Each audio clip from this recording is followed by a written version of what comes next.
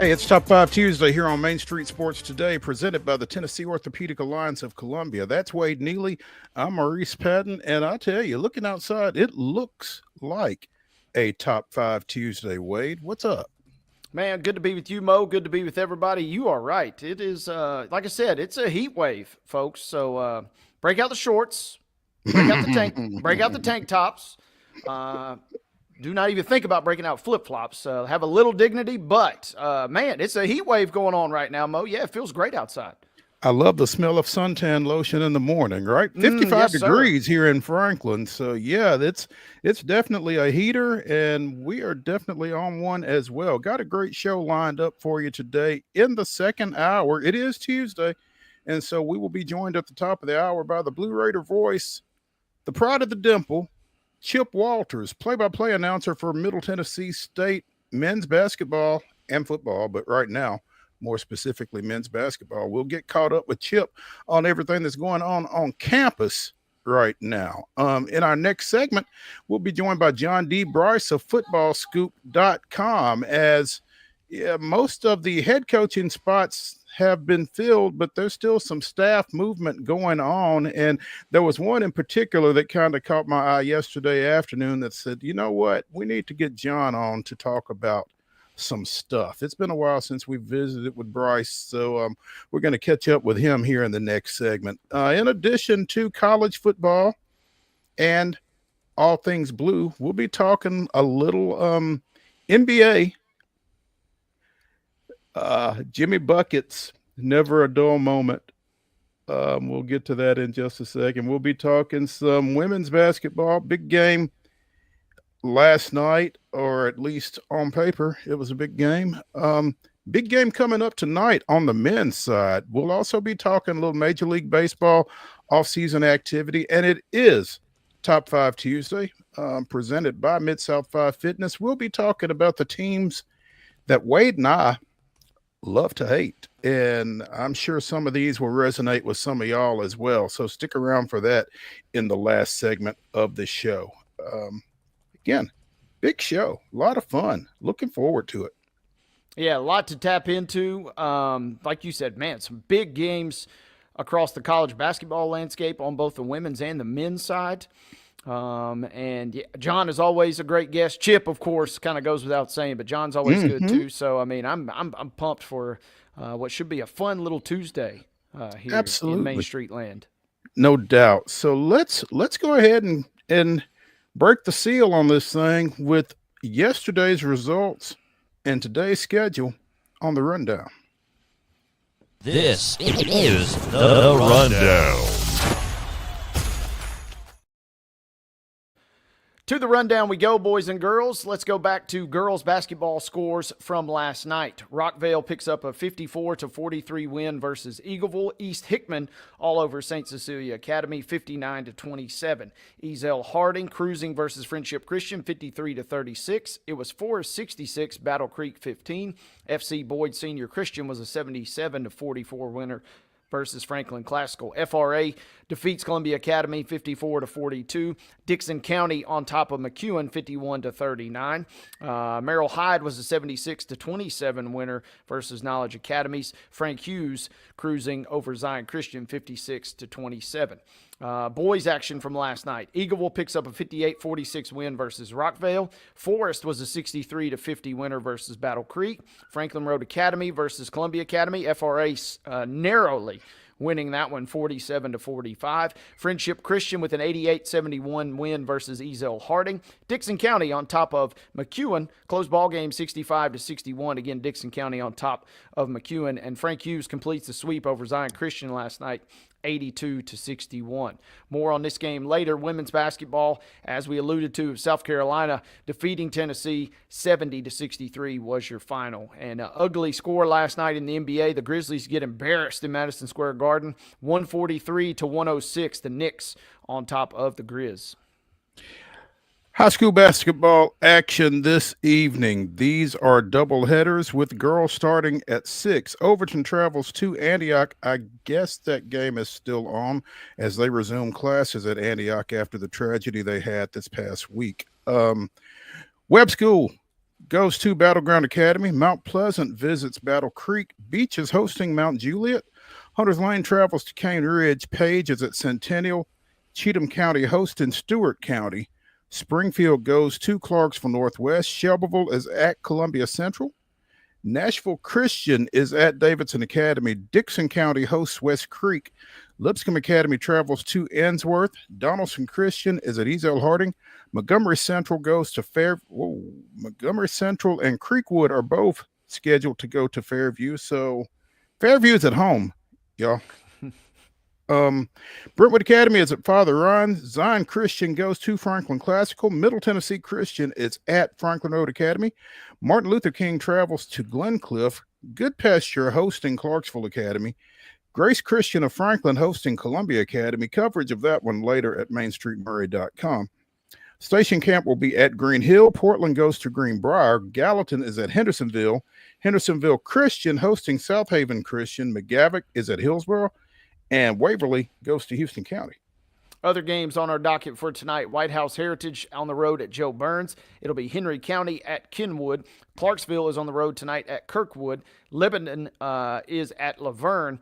Hume Fogg will travel to Lawson. Loretto hits the road for a trip to Lewis County. It'll be East Robertson at Liberty Creek. Valor Collegiate will be at Maplewood tonight.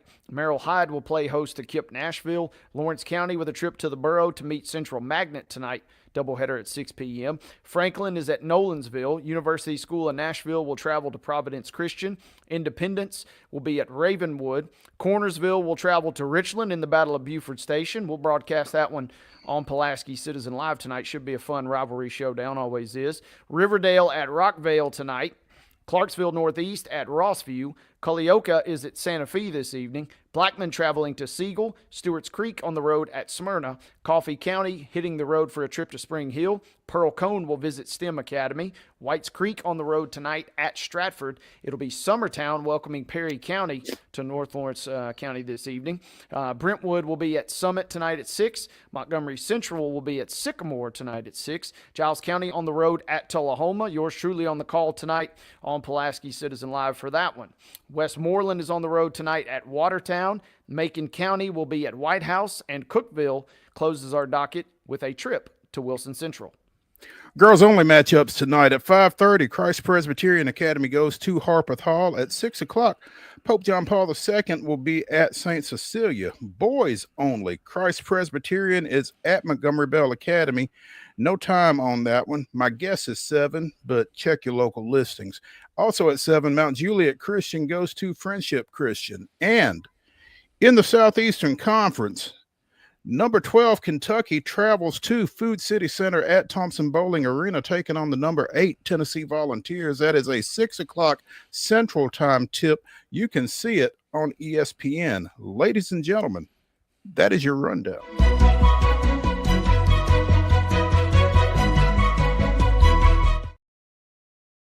Your top story brought to you, as always, by the fine folks at Piggly Wiggly in Neely's Mill in Columbia. Be sure and check out their delicious daily deli lunch options available from 11 a.m. until 6 p.m. Also, their hand-cut meats and everything is cost plus 10% at the cash register. Piggly Wiggly, Neely's Mill, Columbia, bringing you our top story. And speaking of Food City Center at Thompson Bowling Arena, that was the site last night as number 2 South Carolina came to number 18 Tennessee and walked out with a 70-63 victory that, trust me, was not as close as the score indicated. South Carolina was up as much as 22 in the second half of that when Tennessee did what they have so often done and rushed back late. But 22 against the defending national champ is a lot to overcome, and in Kim Caldwell's return, they could not. Went through a stretch right before halftime, I guess, or not right before, but late first quarter, early second quarter, South Carolina took control of the game with a 14-0 run, and Tennessee never really overcame that. Again, got it down to 7 at the end, but South Carolina was dominant in the second half. South Carolina has now won 15 straight games. I think they've won 55 straight in Southeastern Conference play now. And their last 5 games have been against top 25 opposition. Saw something earlier this week suggesting that maybe South Carolina is the number 1 team in the country right now. Now, the team that is the number 1 team in the country, UCLA, defeated the Gamecocks back in December. So it's going to be tough for UCLA to not be number 1, I think, as long as they keep winning. But South Carolina's playing awfully well right now. Yeah, South Carolina does kind of what they always do, right? They find a way to just pummel you or onslaught you. And give credit to Tennessee for battling back. There's an old saying: "Good coaches cover." Shout out to Coach Caldwell. Got it within the 11.5. We love you, Coach, for that. So I'm sure that made at least some Lady Vols fans happy. But we talked about it on the show yesterday. South Carolina and LSU feel as if they're on a different plane. Sure, they'll take winning the SEC, but their aspirations are a little bit beyond that. South Carolina especially. So, and to the point about UCLA, I mean, you could certainly make an argument. Obviously, the head-to-head result, notwithstanding, that South Carolina is the best team. But until UCLA stumbles, I mean, South Carolina kind of knows. And, if you have to settle for the number 2, if they win out the rest of the season, UCLA be your number 1 overall, South Carolina your number 2 overall. Mm-hmm. It's not the end of the world. We're splitting hairs at that point. But No. what we're doing is we're just seeing South Carolina continue to dominate, continue to stack wins, and that's without Swatkins in the lineup for USC. So that is a big, big win on the road versus a scrappy Lady Vols team.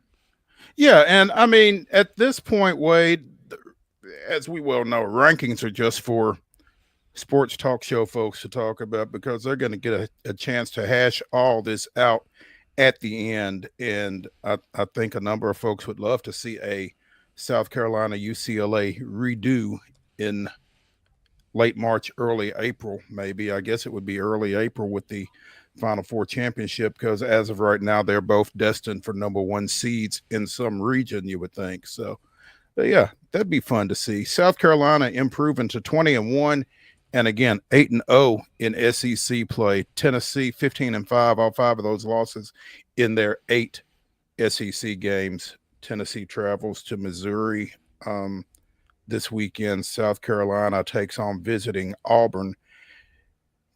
If South Carolina wins that one, it will be their 70th straight win at Colonial Life Arena. So they are just a machine. Yeah, I mean, especially in league play, you're going to have to catch them on a down night, and you're going to have to be at your absolute best. That's certainly what it feels like the recipe is for South Carolina. And that's somewhat demoralizing, knowing that even if you give them your best shot, there's really only one, LSU for sure. I think if LSU played their absolute best, they maybe could beat South Carolina.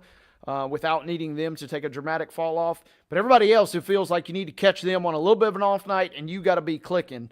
And Tennessee's trending in that direction. Like you said, they're kind of ascending the mountain at the moment, but they're not there yet. So don't take too much stock in this because, yeah, like you said, it's inevitable what South Carolina's doing to a lot of teams. Over the past 25 years, South Carolina becomes the third women's basketball team to win 5 straight games against top 25 foes. UConn did it in 2008, 2009, and Notre Dame did it a couple of years, last year, 23-24. So over the last 4 years, South Carolina is 41-2 against the top 25. Unreal. It really is. They've been dominant, and extra shout out. Dawn Staley was repping her Eagles last night. I mean, she's got the goods, and she knows she's got the goods. And that's kind of where we're at in the landscape of women's college basketball. Until they have an off night and somebody grabs them, they're kind of just on cruise control for the foreseeable future. It certainly feels like. And again, Wade, to your point, the fact that they are without Ashlyn Watkins, who was a key component, particularly at the defensive end for them, averaging 2 block shots a game and as good a rim protector as there is in the women's game. They've been without her for about a month now, I guess, and doesn't seem they've missed a beat. Tennessee went 3 for 26 from behind the arc, and we've talked about their offensive approach. They put up a lot of threes, and if they knock them down, then They're going to blow some folks out. Ask North Carolina Central from about a month ago. And when they're not knocking them down, then they're really going to struggle. And last night was the latter. Going to struggle, but that's the kind of high variance strategy that could get you a win versus South Carolina. That's what kind of what I was saying is if Tennessee is playing their absolute best and they are just ripping threes, playing that high variance strategy is going to give you at least the opportunity. If you're just throwing it in the paint and just hoping and praying you're making all of your bunnies around the rim, feels like South Carolina's got you outgunned at almost every position on the court, so you just got to get really, really lucky then. But taking the three-point strategy in, it is a dice roll, no doubt, but if it's your strategy, it can pay off. So tough one for UT, but they'll be all right. Absolutely. Let's take a break here on Top 5 Tuesday on Main Street Sports Today, presented by the Tennessee Orthopedic Alliance of Columbia. When we come back, we'll be joined by John D. BRICE of FootballScoop.com. Stay with us.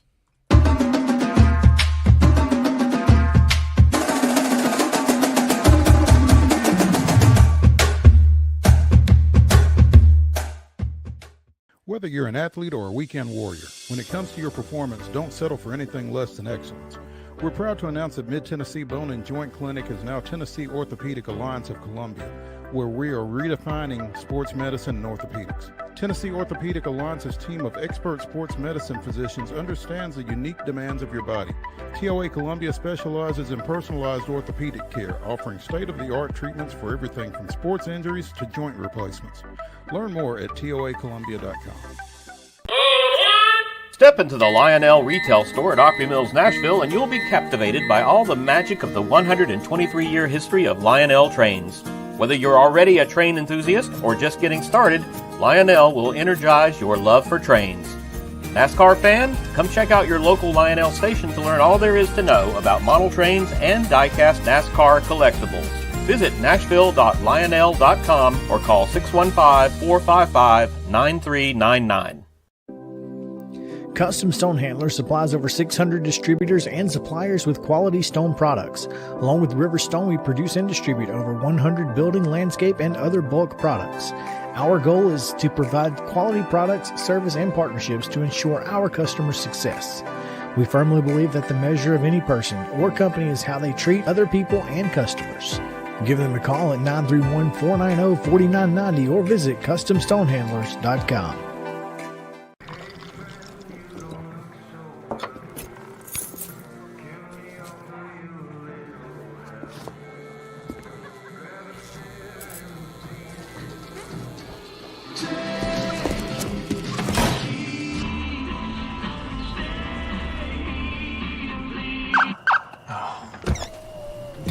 You're seeing the signs too, right? What signs?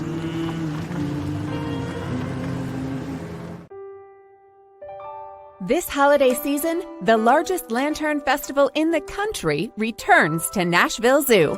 Experience more than 1,000 all-new, handcrafted lanterns, towering creatures, magical worlds, and a North Pole village. At the center of it all, the Smashville Ice Rink. Welcome back to Zoolumination at Nashville Zoo. Bigger, brighter, and better than ever.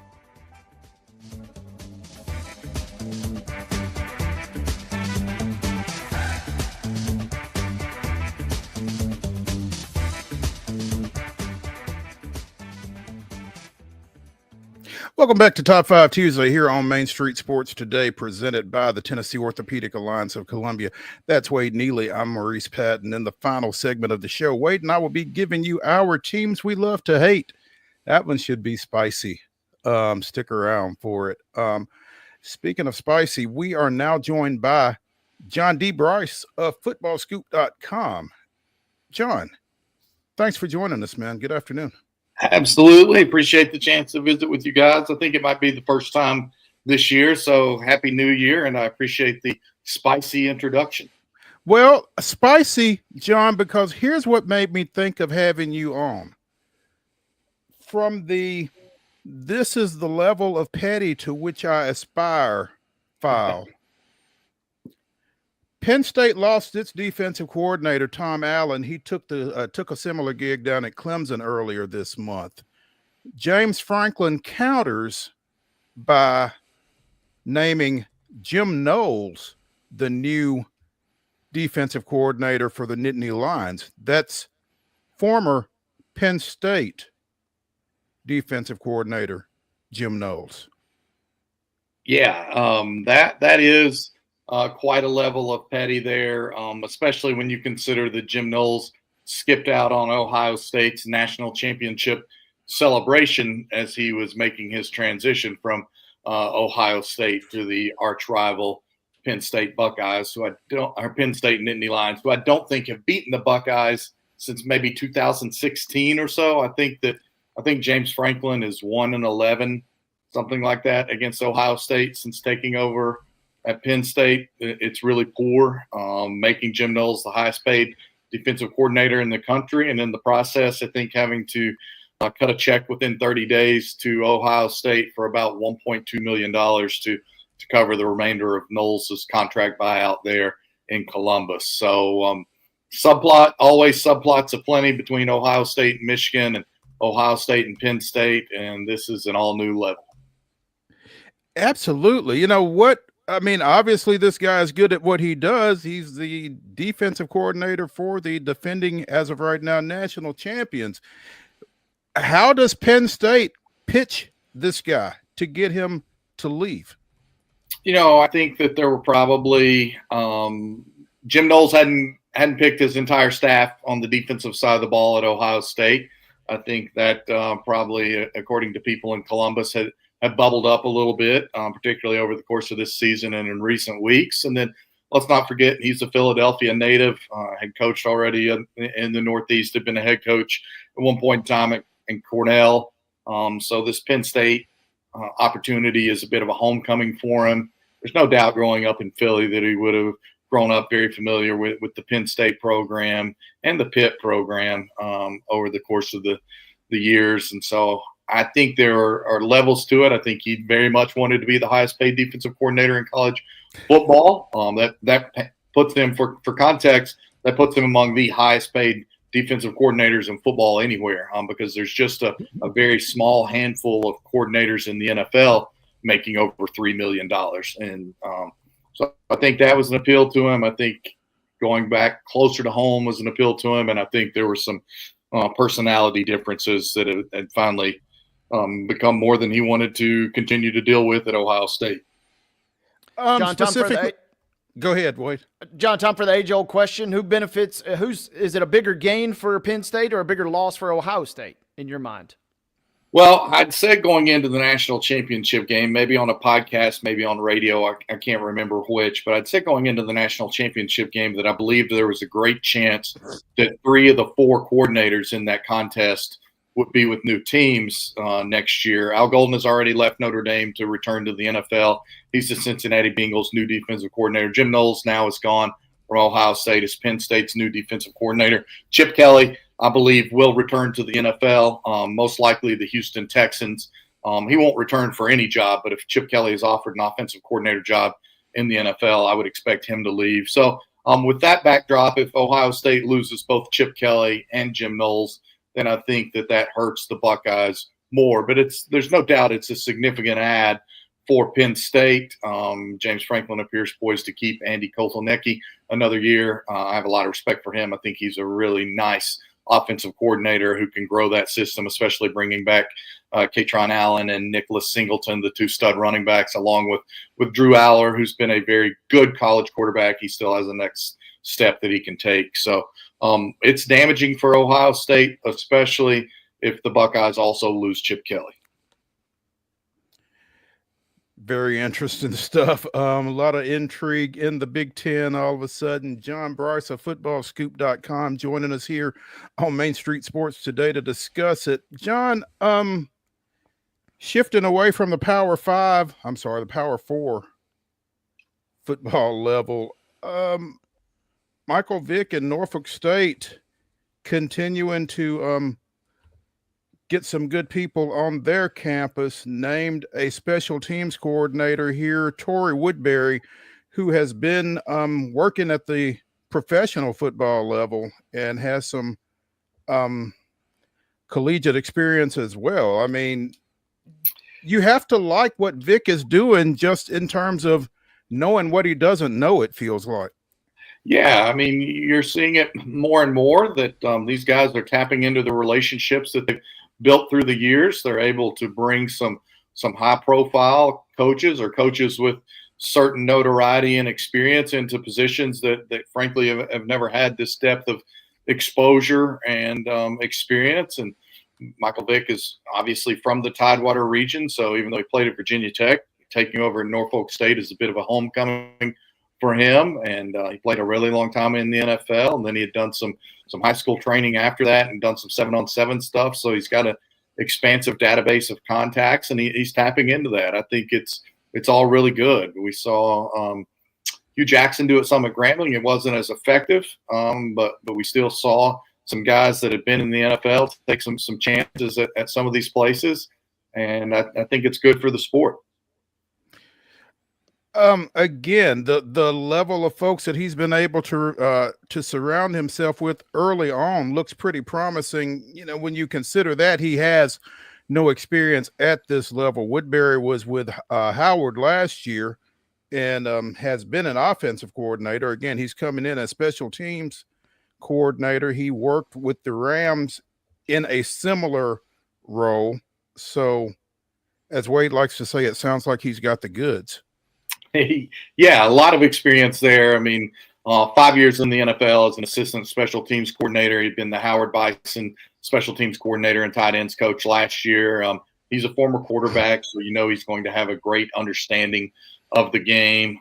So it's a strong addition for Michael Vick and company, and folks will get to see them debut among the earlier teams in college football because they play that Thursday night opener, I think August 28th instead of August 30th. There's a handful of games on Saturday, August 23rd. Maybe most notable, Stanford going to Hawaii. So that's an FBS level game, including noted ACC resident Stanford playing in Hawaii. Makes all the sense in the world. So, yeah, it's crazy. Here we are 8 days removed from the national championship, and we're already pivoting towards the season opening in almost exactly 7 months. John, you mentioned Notre Dame a minute ago and Al Golden leaving. I'm curious, what does that move do for them? And hearing some rumblings of at least one candidate that might emerge for them as a replacement. What are you hearing? Yeah, they talked to a number of candidates, but it seems like the focus right now is on Chris Ash, who was actually Ohio State's defensive coordinator when it won its last national championship before last Monday when Jim Knowles spurred that defense to the number one unit in all of college football. Ash, of course, also been a former head coach at Rutgers. Marcus Freeman likes having a former head coach on staff in one of those key positions.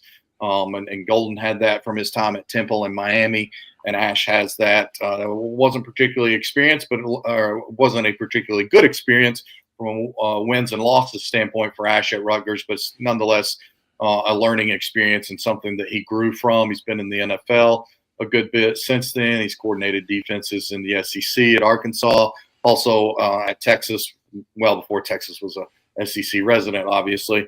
But again, Marcus Freeman likes that more veteran approach. I still think he will elevate Mike Mickens probably into a co-defensive coordinator role and continue to grow him. He's been incredibly complimentary of Mike Mickens. I think Mike Mickens is the best secondary coach in all of college football, and he might be the best evaluator of talent of any college coach I've seen. And I've seen it a little bit more up close here since I live in South Bend and I'm around the Notre Dame program a fair amount. But even before that, there's a famous little index card that he had when they had Ahmad Sauce Gardner to a camp at Cincinnati.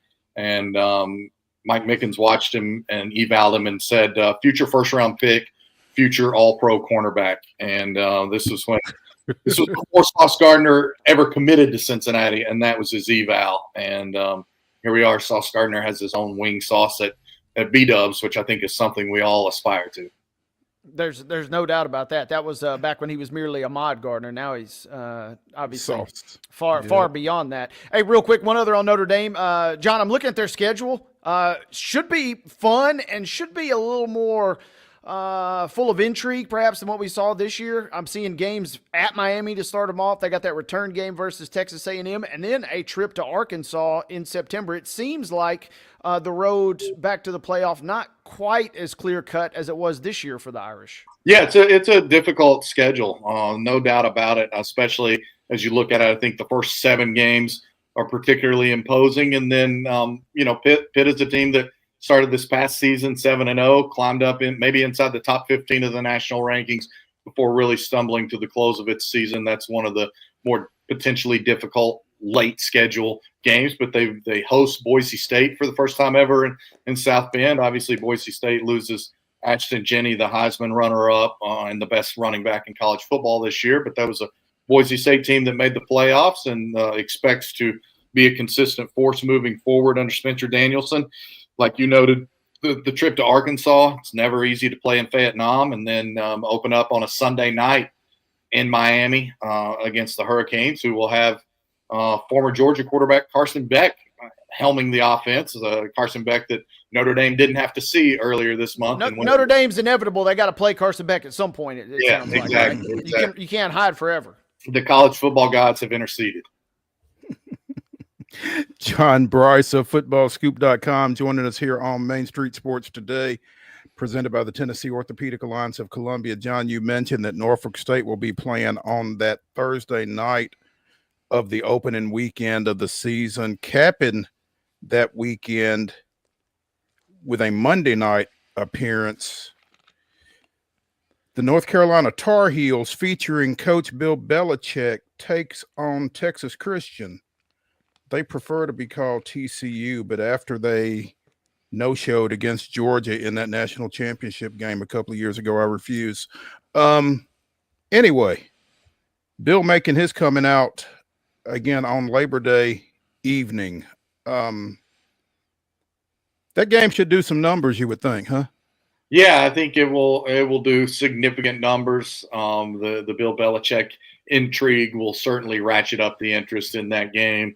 TCU, just a couple of years removed, as you said, from playing for the CFP title, a large market team, not a large school, but a large market team there in the Metro Dallas area. A lot of intrigue that opening weekend. TCU opened the 2023 season against Colorado as they rolled out Deion Sanders. So this will be nothing new for them, I don't guess.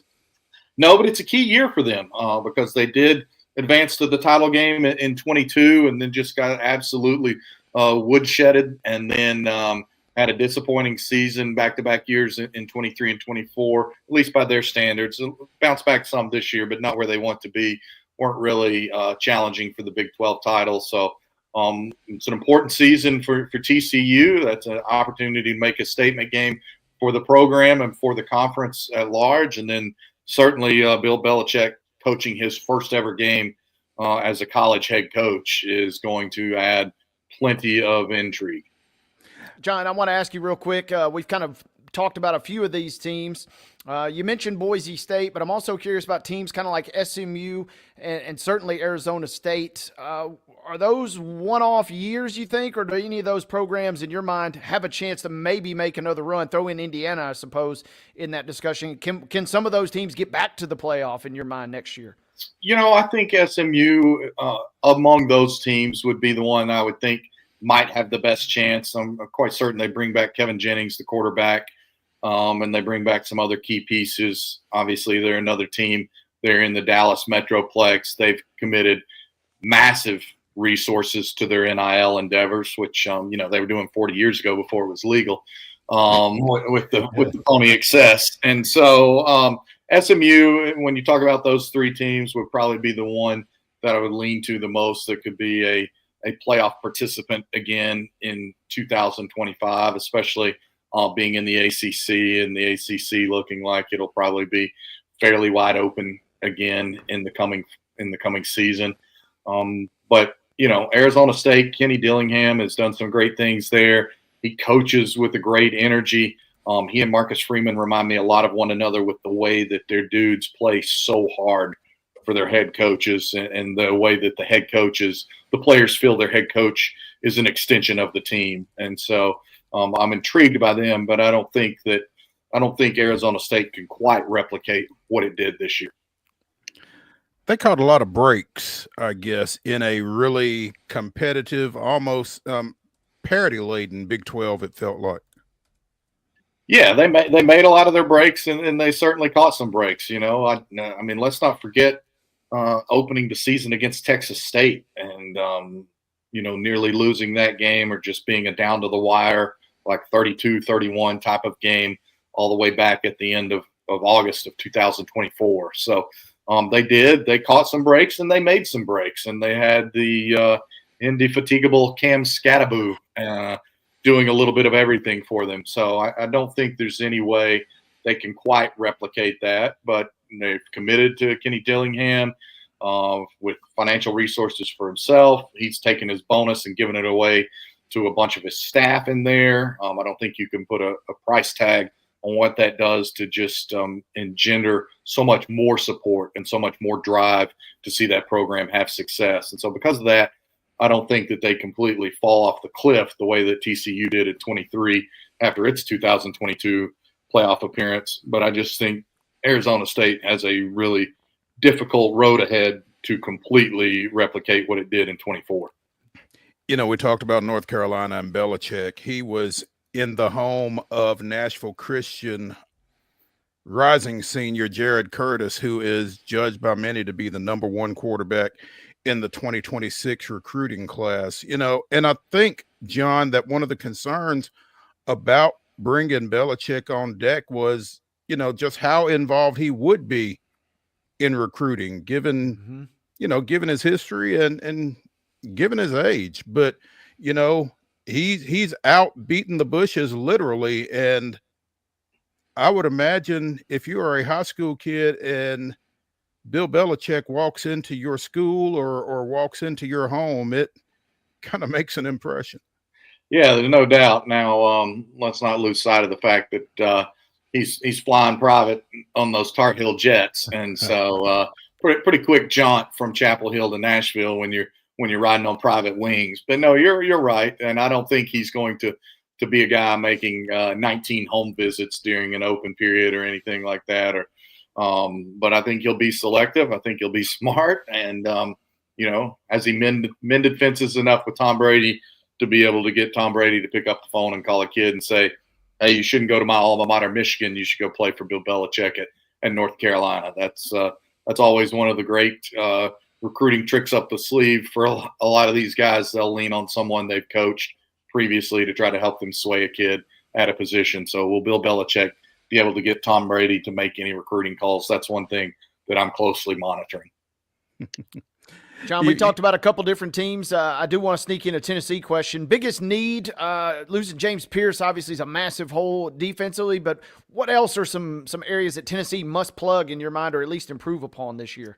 Well, I think they've got to be better on the offensive line. I love the addition of Sam Pendleton out of the transfer portal, the Notre Dame offensive lineman who's got, I think, 3 years of eligibility remaining, former consensus 4-star, and he's a North Carolina native, so he's back in his home region. I think he slots in almost immediately as a day one starter for Tennessee at a guard position. I think he is a guy that can develop into a potential NFL draft pick. I really believe that. So I think that's a tremendous need addressed for the Tennessee Vols. Now you've got to get those guys together. They've got the Sanders kid coming in, the #1 offensive lineman in the class. It's hard, really hard for a true freshman to come in and play on the offensive line in major college football. It's especially hard as a tackle. But this is a kid that's seen as having that ability. So I think Tennessee needs to get its offensive line up to speed, and continue to develop its receiver core a little bit better. We've not seen them the last 2 years do the things that they did so magically in 2022 with Jalen Hyatt and company. John, what is the biggest thing that you are paying attention to that we've not asked you about? The biggest thing is, does NIL and revenue sharing pass the next phase in April? And I think that's when it goes back before the judge and back before the court system to become a step closer to being fully passed and start having that ushered in later this year, potentially as soon as the summer. That's what everybody's waiting on. That's the all the SEC teams will participate to a full ability of revenue distribution, which is north of $20 million. And then the great majority of programs and people that I've talked to expect, anywhere from 14 to 16 million of that revenue distribution to basically go towards funding your football team. And so, but there's some hiccups. There's some potential hiccups from some of the non-revenue sports that don't necessarily think they're going to be getting a fair share from it. And so there's a lot of intrigue as to whether or not that House settlement will pass in April. There's some Title IX concerns. You mentioned non-revenue sports, but specifically, I guess, women's sports that raise a concern with that as it's being presented, I guess.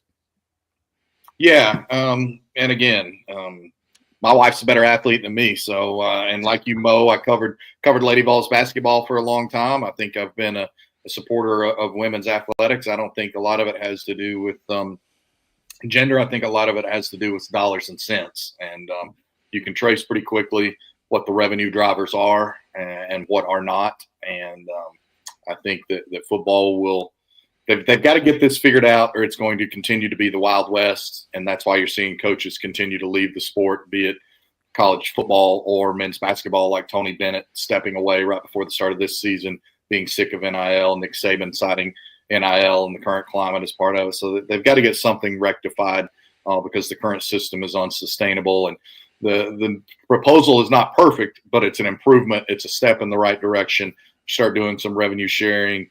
You draft some revenue sharing agreements among these student athletes. And then in theory, if it gets passed, then also you would have basically a third-party clearinghouse to help you deal with NIL deals, to make sure that they're legitimate NIL deals and no longer like, hey, come play for us and you'll get $500,000 guaranteed, and you might have to spend one Saturday signing autographs for 2 hours. So that's what they're trying to clean up.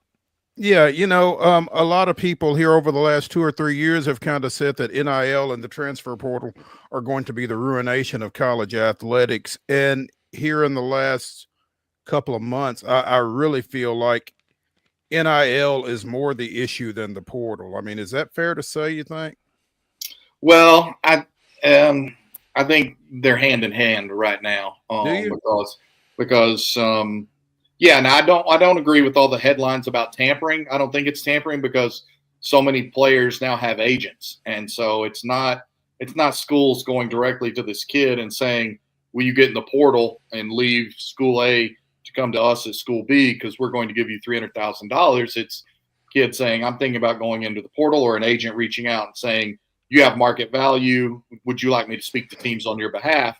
And then an agent speaks to teams on this player's behalf, and a team says, I'll give you $250,000, and another team says, I'll give you $300,000. Or if you're a really good offensive lineman, I'll give you $400,000. That's not tampering. That's an agent negotiating. But I think that they go hand in hand, because I've always said coaches can leave at the drop of a hat. Players should get at least one free transfer. But then I think when you have guys that are at 3 different programs in 3 different years, or 4 and 4, then you've got some real issues. Wade. John, I got to ask, I got to sneak in a Michigan question. Does Wink Martindale end up, we opened the segment talking about Big Ten defensive coordinators. Does Wink Martindale leave for an NFL gig, or does he stay in Ann Arbor? If he gets offered an NFL gig, he will leave Michigan. Now it's got to be an NFL defensive coordinator gig because of what he's making at Michigan. But if he gets offered an NFL defensive coordinator gig, then yes, I think that would be yet another very high profile coordinator departure from the Big Ten. That's not what Wade wanted to hear. Well, just when I was warming up to the guy, it took me a whole year to come around on the hire, and I kind of started to like what I saw, especially obviously with the win versus Ohio State. And then it's kind of like we're back in Harbaugh land, where every year you're wondering if your coaches are going to go to the pros. Well, I made this comment on a podcast yesterday, and I'll make it now, Wade. Like, if people don't want to hire your coaches, that means they probably suck, and that means your head coach is probably not going to have a job for very long. So you better surround yourself with people that other people want, or you'll be looking for an all-new staff. I can get down with that. I appreciate a little clarity right there. So thank you for pulling me down by the shoestrings. There you go. John D. Bryce of footballscoop.com joining us here on Main Street Sports today, bringing the knowledge. John, we appreciate it, and look forward to catching up with you again here soon. You boys are always a great visit. I thank you for the time. And again, Happy New Year. Talk again soon. Thank you, John. Sounds good. Hey, when we come back here on MSST, presented by TOA of Columbia, we'll be talking little hoops, professional style. Stay tuned.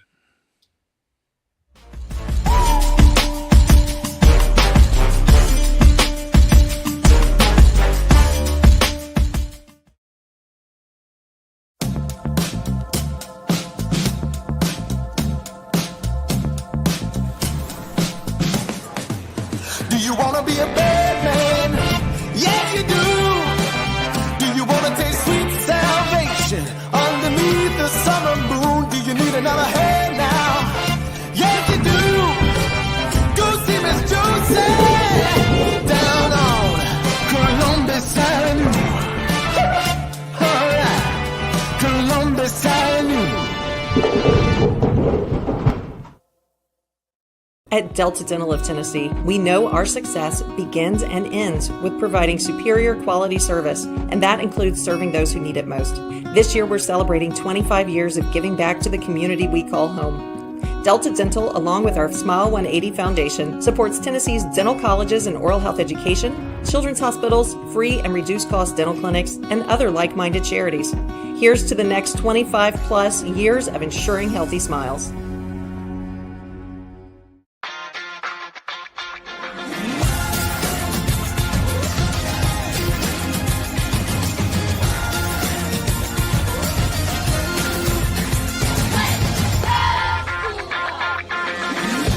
Whether you're an athlete or a weekend warrior, when it comes to your performance, don't settle for anything less than excellence. We're proud to announce that Mid-Tennessee Bone and Joint Clinic is now Tennessee Orthopedic Alliance of Columbia, where we are redefining sports medicine and orthopedics. Tennessee Orthopedic Alliance's team of expert sports medicine physicians understands the unique demands of your body. TOA Columbia specializes in personalized orthopedic care, offering state-of-the-art treatments for everything from sports injuries to joint replacements. Learn more at toacolumbia.com.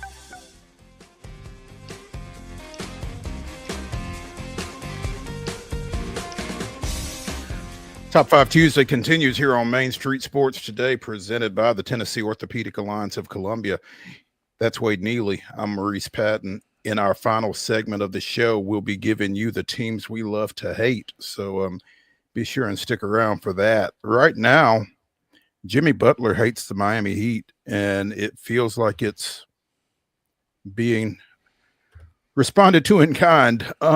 Butler was set to come back from a 2-game suspension yesterday, walked out of yesterday's shoot-around, and has now been suspended indefinitely by the team.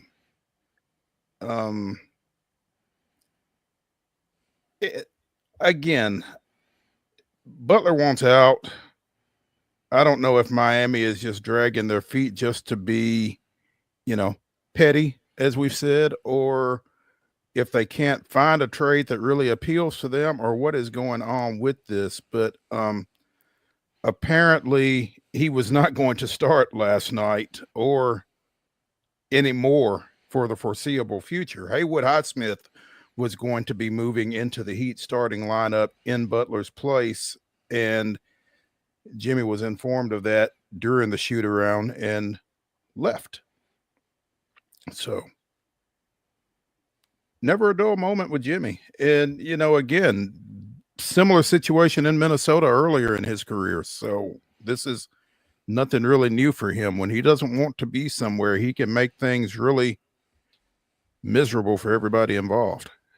Yeah, and we've said it before on this show that this is not really helping anybody. And I feel like the Heat, if nothing else, are just a little ticked that this could have been handled internally, and the Heat would have benefited by not having, their dirty laundry out there, that their offers potentially could have been better. But by these public kind of airing of grievances, for lack of a better term, you see Butler kind of clearly wanting out. And therefore, if you're a franchise, hey, all of a sudden my asking price is going to be a little bit, I'm going to send you a little bit less because I know you're looking to unload this guy. Mm-hmm. There's no way you're going to keep him around, I don't think, and just deal with the headache that this would cause.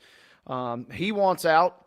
they want him gone, and it still has felt like posturing to me, at least, from the Heat this whole time, because they're trying to get the best deal possible for a guy that clearly doesn't want to be there. And the clock is ticking. The trade deadline is a week from Thursday, February 6th. Next Thursday. So, I mean, Miami is kind of running out of time. Butler is not expected to play before that. It sounds like they intend to suspend him for at least the next 7 games. For a minimum of 5 games, which would go through the trade deadline. This is without pay. And they are saying that Jimmy is intentionally withholding services. Now, it seems that he wants to go to Phoenix, who is dealing with some problems of their own in the form of Bradley Beal. And so it would seem like just a swap of disgruntled standouts would be the way to go with that. And I don't know if that's the way it works out, because I just don't know that much or as much about the NBA to conjecture that. But, seems like you got 2 guys that don't want to be where they are. Maybe it is that simple. It could be that simple. The only problem is Bradley Beal, for some ungodly reason, was given the ultimate, one of only like 5 ever issued ultimate no trade clauses. And if he doesn't want to go, he can basically wield any sort of power in that situation. Don't know what the Suns were thinking to begin with by agreeing to such terms. And now they find themselves kind of like where a lot of folks thought they might end up, kind of toiling in mediocrity with a guy that now all of a sudden maybe not worth that contract, certainly not worth the contract with those terms. So it's going to be icky. It's going to be murky. Butler seemingly has a player option for this year too, so maybe the situation doesn't get resolved. It sounds like there's not going to be a ton of open market cap space this year for teams to go out and sign a guy that potentially like Butler would command in terms of a contract. So who knows, Mo? This thing might just drag out and just be one big, long, ugly mess all the way until the summer, where the Heat bring him back, and he's still going to be disgruntled. And then we revisit this thing all the way again through next year until they find a deal. It's kind of ugly, kind of gross. The Heat still are sitting there smack dab in the middle of the Eastern Conference standings. So, I mean, playing competitive games even without their brightest star at the moment. Somehow the Bulls are involved in all this. And again, I'm not as well versed on the NBA as I should be, but Bulls, Jimmy Butler, Phoenix. Brian Windhorst of ESPN is saying that maybe there's a 3-way trade in the works that solves these problems both for Phoenix and Miami. I don't know. Who knows? One thing is for sure, it feels like the Bulls never have a clue with what they're doing. We've heard that kind of all along, including our buddy Christopher Gabriel has said, they just don't have a direction, really, it feels like a lot of times. So who knows? Seemingly might make sense, right? For a franchise that didn't really know what the heck that they're doing. Maybe they make a swing for this guy where he started his career. Mm-hmm. It's just an ugly, drawn-out mess, and the fact that it's been so public kind of makes it even grosser. And what it's doing is, it feels like it's hurting or stunting the potential value that the Heat are wanting for a guy. I mean, he's worthy of some legit assets, but it feels like you're not getting the offers because things are getting aired out so publicly. Yeah, that certainly kind of stunts the market a bit, you would think. 2-time defending NBA All-Star Dunk Contest champion Mac McClung is going to go for a 3rd, apparently. He is set to participate in that contest as part of the All-Star Weekend next month. Joining, Wade, tell me how many of these you've heard of. Stephon Castle, Matas Bazelis, and Andre Jackson Jr. Nope. Yeah. Jackson is a 2nd-year guard with the Bucks. Bazelis is a rookie with the Bulls, and Castle is a rookie with the Spurs. Again, they and Mac McClung will be the 4-person contest, and no one has ever won it 3 years in a row. I did not realize McClung was in the NBA. I thought he was in the G League, but apparently he is on a two-way contract with the Orlando Magic. Former Gate City, Virginia high school standout, and I think that's a high school that Heather Williams covers up there in the Tri-Cities. So maybe she'll have something to talk about with this when we get her back on again. But the contest will be on Saturday, February 15th, a day ahead of the All-Star Games, I guess, as there will be 4 teams participating in that. But there's not been an All-Star. Well, Jaylen Brown was in it last year. He was the first All-Star to actually compete in the dunk contest in 7 years. And McClung beat him. So not exactly a star-studded field. McClung he can bring enough wow power to kind of maybe get you on board with this, but by and large, it's not a star-studded field by any stretch. But there's always some highlights that'll come out of this thing, even though it's kind of gross on its surface level. Yeah, there's not, like you said, not a whole lot of star power. I mean, when Mac McClung is probably your biggest name by virtue of having won it each of the last 2 years, then that kind of tells you where you're at. But he did win it last year by dunking over Shaq. So there's that. Be interesting to see what he pulls out of his arsenal this time around, because I'm not sure how you top that. Yeah, he's going to have to get crafty. He's, in theory, working out something, right? I mean, like we said, this is a two-way guy we're talking about. And I know the Magic have dealt with some injury issues, but this ain't exactly a all-star by any other stretch of the imagination. So he's got to get creative. This is his time to shine. There ain't no doubt. Brucey.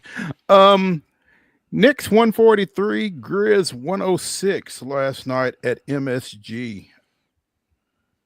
Wolf. Wade, do you make anything in particular out of that? Man, that was tough to watch, and the Grizzlies just couldn't stop turning it over. They had 26 turnovers, and I swear in the third quarter they had 16 alone. I mean, they were already on the verge of letting the game get away from them close to halftime, and then in the third quarter, it was bad. Just got to hopefully burn that tape.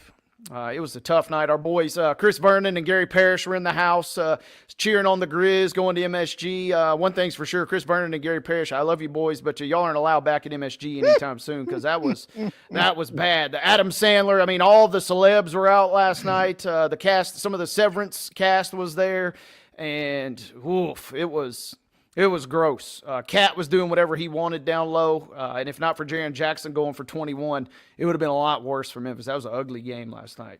Second straight game that the Knicks have scored 143 points in regulation after not having done so in regulation in 45 years. Yeah, well, I mean, the Grizz gave them at least 40 points off turnovers last night. I mean, they were in the third quarter alone. That's when I turned it off at the end of the third, because it was miserable. It was a dire situation. And the bad news for Memphis, they got Houston coming. They got a quick turnaround. They got Houston coming to the crib on Thursday. So another massive Western Conference showdown is looming, and Houston has had their number through the first couple of meetings thus far. No doubt.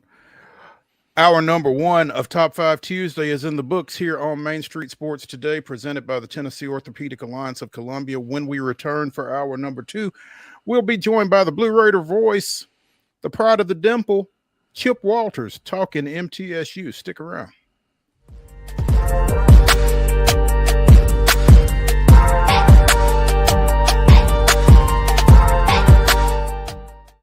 Hi, I'm Dr. Vilay Saisuka, CEO and founder of Premier Foot and Ankle Centers of Tennessee here in Murfreesboro. We offer foot and ankle care from ingrown toenails to diabetic foot wounds. We also fix ankle fractures and things like that. Call us today to schedule an appointment. We look forward to seeing you. Because here at Premier Foot and Ankle, we believe that the journey begins with happy feet. Whether you're an athlete or a weekend warrior, when it comes to your performance, don't settle for anything less than excellence. We're proud to announce that Mid-Tennessee Bone and Joint Clinic is now Tennessee Orthopedic Alliance of Columbia, where we are redefining sports medicine and orthopedics. Tennessee Orthopedic Alliance's team of expert sports medicine physicians understands the unique demands of your body. TOA Columbia specializes in personalized orthopedic care, offering state-of-the-art treatments for everything from sports injuries to joint replacements. Learn more at toacolumbia.com. Jones & Lang Sporting Goods here in Columbia has been outfitting teams, officials, and anybody else from T-ball to college for 50 plus years. Be sure and check them out at 931-388-8060 or online at jonesandlang.com. Jones & Lang Sporting Goods, the look of a winner. Zion Christian Academy, zioneagles.org or 931-388-5731. You can schedule your appointment. Go tour their campus. It is beautiful over there, and you're definitely going to want to see it. Again, it's zioneagles.org. Give them a call, 931-388-5731, and schedule your tour today. Custom Stone Handler supplies over 600 distributors and suppliers with quality stone products. Along with River Stone, we produce and distribute over 100 building, landscape, and other bulk products. Our goal is to provide quality products, service, and partnerships to ensure our customers' success. We firmly believe that the measure of any person or company is how they treat other people and customers. Give them a call at 931-490-4990 or visit CustomStonehandlers.com. Piggly Wiggly, located in Neely's Mill Shopping Center, is Columbia's locally owned and operated Cost Plus 10 grocery store dedicated to serving the community with low prices and smiling faces.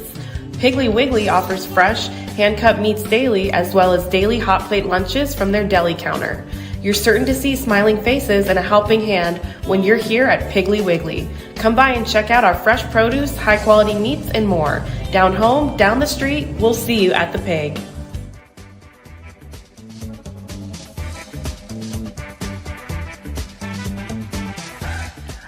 Hour number 2 of Top 5 Tuesday here on Main Street Sports Today, presented by the Tennessee Orthopedic Alliance of Columbia, starts right now. That's Wade Neely. I'm Maurice Patton, and we are joined by MTSU men's basketball and football play-by-play announcer, Chip Walters. Chip, what up? What up? Just Tuesday that I'm still trying to get my days straight from Christmas break. Yeah, I know we're about a month into it, and I cannot believe that January has 3 days left, and it is zipping by. But life pretty good right now. You got 2 basketball teams, both in first place ties in the conference, and both with every week is big, and I've always heard, there's nothing quite like a pennant race, but it doesn't matter what the sport is. In basketball, every time you win and you keep yourself there at the top of the standings or close to it, that just makes the next one a little bit bigger. And on the men's side in Conference USA, you've got 3 teams with 2 losses and 3 teams with 3 losses. That's your top 6 out of 10 in the league there. And so it's a log jam, and the next 4 games middle plays are against teams that are in those top 6. So you got New Mexico State at home Thursday. You've got UTEP for a little matinee on Saturday afternoon at 2:00. That could be, depending on how Thursday goes for both teams, that could be for outright first place in Conference USA. And so another big Saturday coming up. The Lady Raiders have obviously righted the ship. They've gotten back going again, won 2 games handily by 20-plus each game, and have started their new streak and have gotten themselves back into a first-place tie with Liberty, who they've already defeated once this year. So it defeated pretty handily. Yeah, they did, and that's where they are right now is you've got Middle, and and Liberty is right there simply because Middle stubbed its toe at Western Kentucky. But then after that, it kind of it drops off a little bit, and it's not quite as jammed up as things are on the men's side, at least at the top of the league. But it may take some midnight oil to get tournament seedings done when it gets down to that in about a month. You mentioned the women getting things right, and I guess key in that was Jalen Gregory, who had an efficient Saturday against La Tech in that she both reached the 1,500 point milestone and set the program record for three pointers, all in the same game. She did, and the cool thing is the person whose record she broke was sitting on the bench as the director of operations for the women's basketball team, Courtney Whitson, and so Courtney got to make the presentation of the ceremonial ball after the game, and I saw Courtney last night. I said, "Did you begrudgingly hand off that basketball?" And she said, "No, they're made to be broken, and I'm glad she got it." So, but Jalen, you hear pitchers, have if they have a motion that they can repeat, they become good pitchers. If shooters have a shot and that they can repeat, they become good shooters. Hitters, if they have a swing that they can repeat, you know where I'm going with that. Jalen Gregory, the first 3-pointer Jalen Gregory hit this season looked exactly like the next 300 or in her career. She knows how to shoot the basketball. Do they all go in? No. Does she have bad days? Yes, from time to time. But she does not get away from what got her to where she is as a shooter. And she continues to work. She's super intelligent and great defensive player.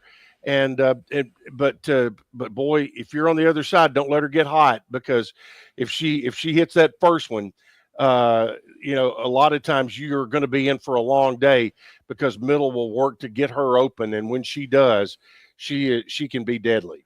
She absolutely can, and she got off to a little bit of a slow start. She did this year, yeah. But she's hitting them when it counts, it seems. Yep, and that goes back to what I'm saying. She had shots that just didn't go down early on, but she stayed with what got her to that point, and didn't say, okay, I've got to rebuild my shot. There may be things in it I need to tweak a little bit, and obviously she's gotten herself straightened out. Yeah, say the least. Again, she's got what, 303 now, something like that. Yeah, and again went over the 1,500 point mark in that win over Louisiana Tech as well. And when you mention Courtney, I mean, yeah, I'm sure records are made to be broken, but I'm sure she didn't think it would be so quickly. That's right. It's like, hey, let me just can I bask in the sunshine here a little bit? Enjoy it just a little bit. Absolutely, yeah. Chip, Jalen played her high school ball at Macon County. Correct. And while they have been a power in mid-state and across the state at the high school level for girls, it's not a huge school and they don't play huge competition. I think that maybe for some, there was a little bit of a question about just how effective she would be at the level that Middle Tennessee State wants to play at. Here's the thing, though. Rick don't miss very often. That's correct. And I mean, and you just think about it, that you think about that area, Macon County, Pickett County, Upperman, Livingston Academy, York Institute, those schools that are not huge schools, but Clark Range, you could just kind of go on and on.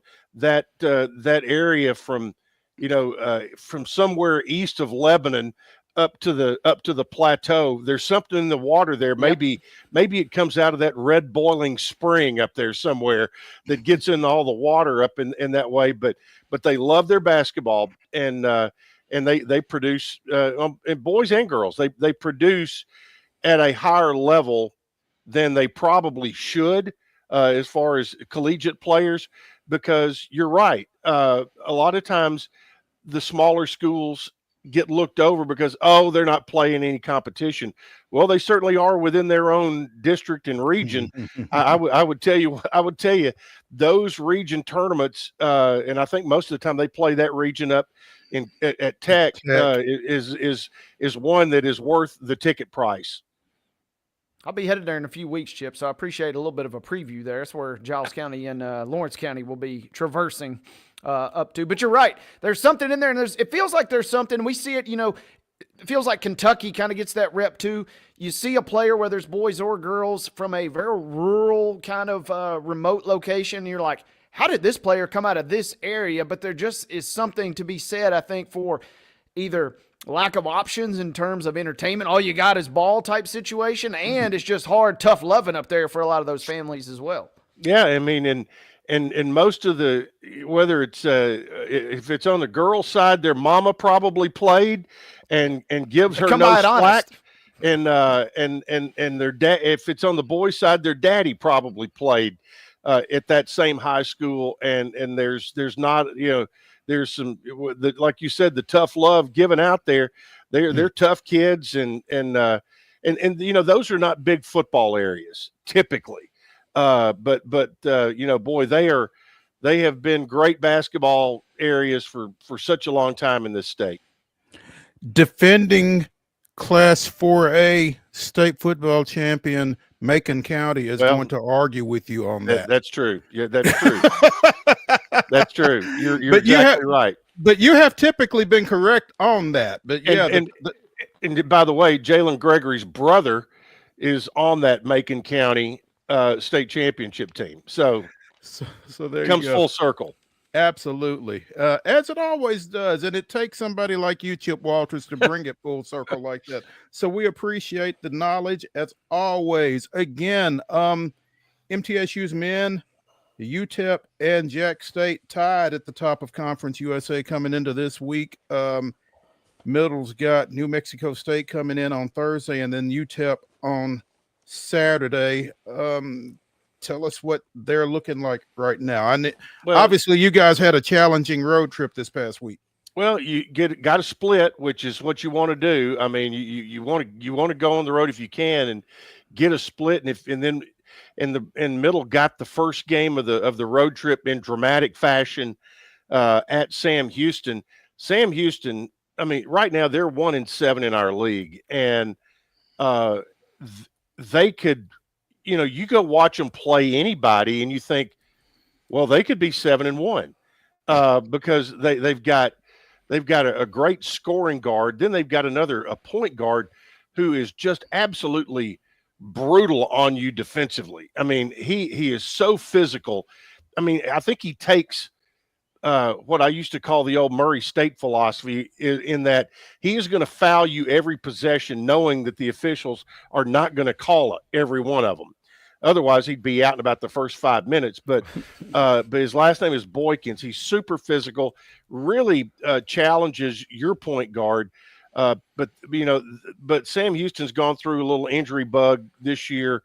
They've got a real good rim protector, but in Middle had to basically block a shot at the horn to keep the game from going to overtime. And so to get out of there with a win was terrific. Then you went to Louisiana Tech, all tied at the under 4 media timeout in the second half. And, and most coaches will tell you, hey, if we go on the road and we can get it to that point, we'll take our chances. And in this case, Middle had 2 possessions where they had good looks and the ball just, it hung on the rim and rolled off. And on each of those occasions, Tech got the ball, and the preseason player of the year in the league, Daniel Bacho, who is 6'11", 260, ended up scoring on both of those possessions. And he scored in that little stretch right there, he scored 4 baskets in a row that took them from 4 down to 4 up. We had gone up by 4, 63, 59, something like that. He then put them up 67, 63. And also in that stretch, Middle missed 2 front ends of 1-and-1s. So those are things you just can't do. But I will tell you this now. Daniel Baccio is a large human who is a rim protector. And as I mentioned on Coach McDevitt's radio show last night, he is obviously the premier player as far as executing what he is doing in the conference or in the country, because he played 31 minutes as a post player in a pretty good league and did not commit a foul. 6'11", 260, and did not foul. That's correct. He's got fantastic footwork, huh? That's what I'm saying. He's obviously well coached and terrific execution. And but their whole team only had one foul called in the first 25 minutes of playing time. Tongue firmly in cheek there, Mr. Walker. Yeah, right there. I got you. It was a great game, and Louisiana Tech. When you think about teams that have great personnel in this league, you have to mention Louisiana Tech very quickly, because you've got Daniel Baccio, Sean Newman, who is averaging over 9 assists per game. He is the NCAA assist leader. He is after Saturday, he is at 191 this year, and had a 20 assist game earlier this year. And most of those assists are going to Mr. Baccio. That certainly will help pad the stats when you yes, it does. Flip it into a guy like that. If you got a guy 6'11", 260 down there in the post, you better figure a way to get it to him. Well, it's very similar when you think about how Tennessee plays with Zakai Ziegler and their post guys, and how they just get, Ziegler will dive into the lane, post player follows, little mini alley-oops for dunks and stuff. That's exactly how Louisiana Tech plays with Baccio. He is such a big force in the middle. Literally. Yeah. I'm looking. Mustafa only had 8 points, 2 boards, and I guess 6'11", 260 had a lot to do with that. Probably. I think he had on Thursday night. Again, he had a 9 rebound game. He's had already 8 or 9 double doubles this year, and he's had 4 more games where he had double figure points and 9 rebounds. So he had 4 bridesmaid games to go along with 8 or 9 double doubles, and he still stands at 46 double doubles for his career. And this will be interesting. This week, New Mexico State coming in, they jumped out. They and UTEP both jumped out early, and New Mexico State has had some staying power, and they went on their rivalry week. They went to UTEP and beat UTEP by 25 at the Don Haskins Center. So whether that was UTEP having a bad night or tells you exactly how good New Mexico State actually is, but these will be extremely tough games. UTEP last year was one of the top 5 teams in the country of turning you over, of forcing turnovers, and that's the way Joe Golding's team likes to play. So you better take care of the basketball, and that's kind of the mantra this week, is take care of the rock and take care of the home court with 2 good teams coming in. You mentioned the women. New Mexico State 3-4 in league play, UTEP 2-5. So you would like to think that the Lady Raiders are going to take care of business this weekend and stretch things out. Yeah, in that prior to the Western Kentucky loss this year, the last previous loss was to UTEP at UTEP, and it's also a homecoming of sorts for Enrique, who will be going back to her original spot. Hey, tell me something. Yes. Bless you. What is that she wears around her neck? I'm not sure. Okay. Check on that. I do know that it may be something similar to what our guys wear. Our guys wear it's almost like a crop top or compression top, except it has electronics in it that feed a computer that they then analyze as far as their movement and how much stress they put on their body. They wear it.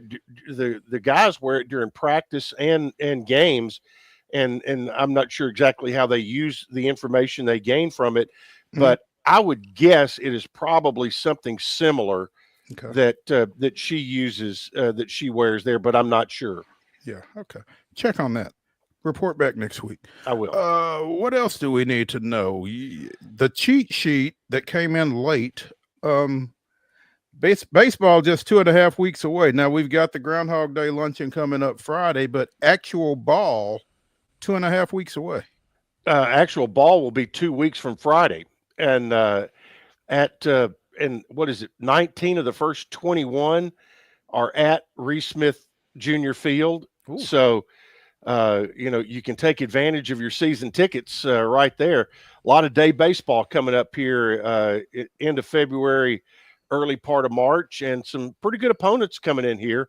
When you take a look at the schedule, which I am efforting right now to pull up, and it'll all get underway as we magically take a look at it against Bowling Green, not Bowling Green, Kentucky, but Bowling Green State University. That'll be on Valentine's Day, Friday, Saturday, Sunday. Then there will be a quick trip to Tuscaloosa to take on Alabama, and then a 3-game series on the second weekend against Fairly Ridiculous, who will be rolling in here. So, that Fairleigh Dickinson. Sorry. Also, a little bit of a slip. Got a late February matchup with Austin P with UT Martin. Yep. A one-off with St. Bonaventure. So yeah, you got that. I'm trying to think which one it is. I guess it's that the 28th, first and second. That's one of those round robin deals. Okay. Where everybody plays everybody. It'll be Middle, UT Martin, St. Bonaventure, and Old Dominion. Old Dominion. Okay. And they'll play. You'll have 2 games a day for 3 days, and everybody plays each other. So yeah.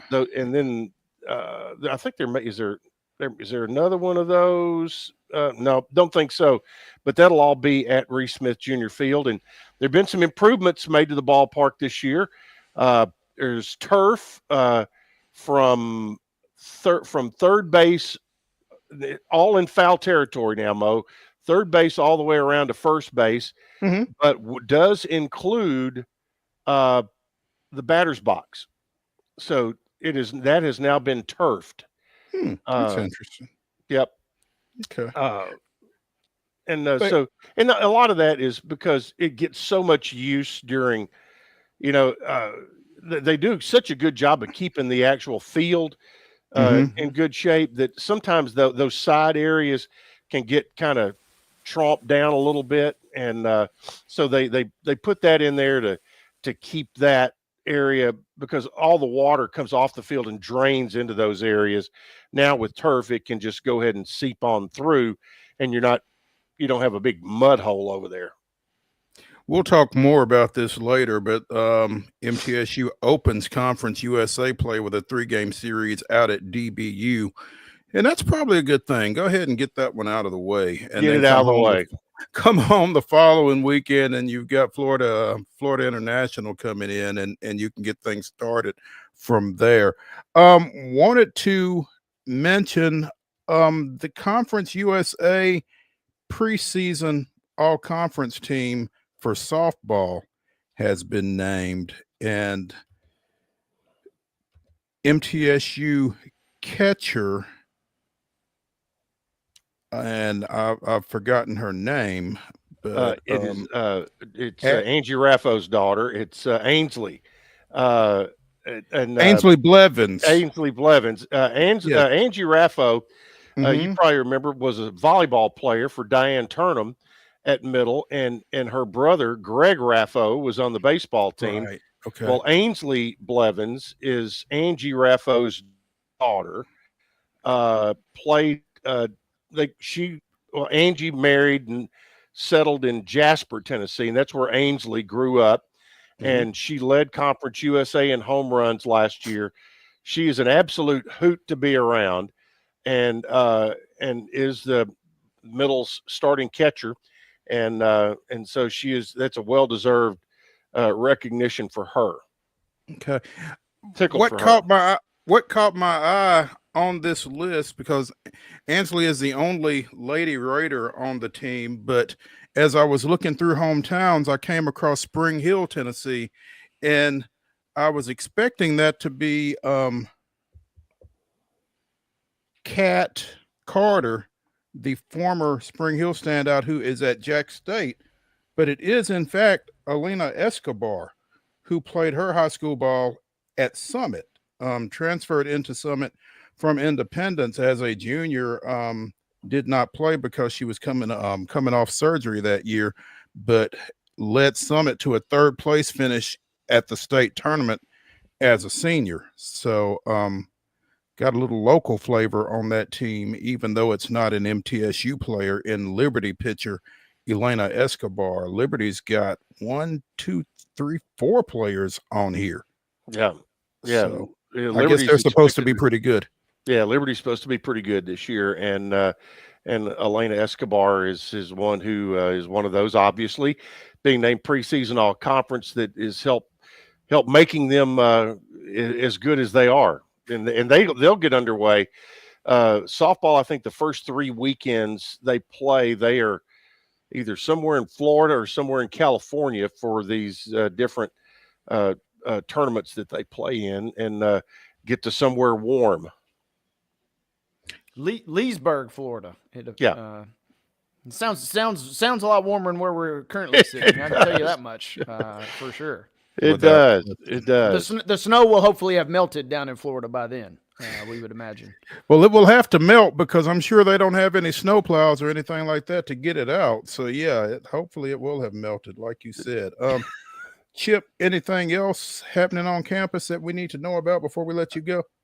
Just over the weekend in tennis, men's tennis was at the ITA kickoff weekend up in New York, and they beat the Miami Hurricanes, who Miami just does not want to see middle on the schedule. It doesn't matter what the sport is. They just don't want to see it. And the Lady Raiders had a really good home weekend. They beat Louisville on Friday and then beat Chattanooga on Sunday, and they'll go to Vanderbilt this Saturday. So that's all going. And there are 3 new podcasts that have come out of that the athletic department is putting out on their YouTube page, or you can find them on goblueraiders.com as well. But if you go to the Blue Raider Athletics YouTube channel, you can find them all there. There's men's basketball has one that Jacob Johnson and Isaiah Lightsey are hosting. There's a women's basketball, and I'm trying to think exactly who is hosting that one. They'll kill me since I can't remember exactly. Jalen Gregory may be hosting that one. And then there's a football one that just dropped today. It is called Nick and Roman's Empire. It's the 2 quarterbacks, Nick Vattiato and Roman Gagliano, and the 2 Italian boys.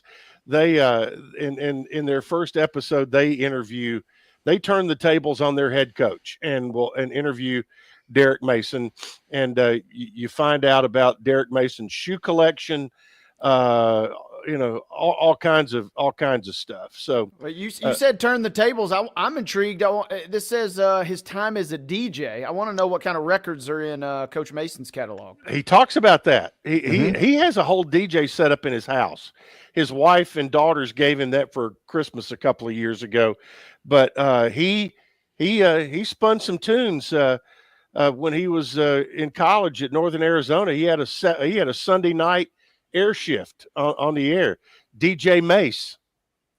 That's interesting, Chip, because you may recall the late former Vanderbilt athletics director, or whatever his title was at that time, David Williams, was also a DJ. Really? Yeah. So I don't know if those two bonded over that in the interview process, or how exactly that went. But yeah, David David definitely had a love for music as well. So that's pretty intriguing to me. Yep. So if Oh, you want to learn a little in depth with Nick Vatty, and Nick kind of takes the lead. He's the starter, and Roman comes along as the backup. But Nick and Roman's Empire is available now wherever you get your podcasts. I love that. Nick and Roman's Empire. That's pretty cool. Chip, we appreciate you and look forward to speaking with you next Tuesday. All right. Good to see you, Wade. Good to see you, Mo. Thank you, boys. Thank you. Right. We'll talk. Bye. All right. When we continue here on Main Street Sports today, we've got the Top 5 Tuesday category of teams we love to hate hanging out there for the final segment. But between now and then, we will get into the grab bag, talk a little SEC basketball. Got a big one coming up tonight. Stay tuned.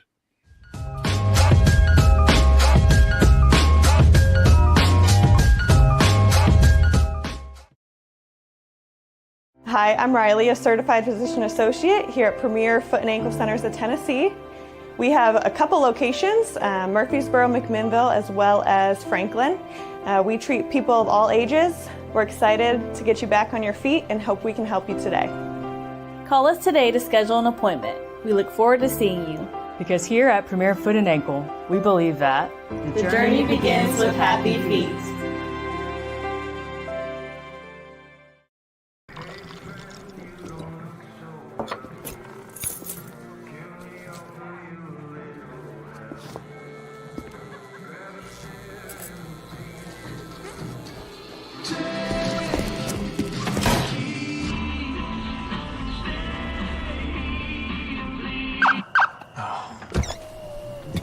You're seeing the signs too, right?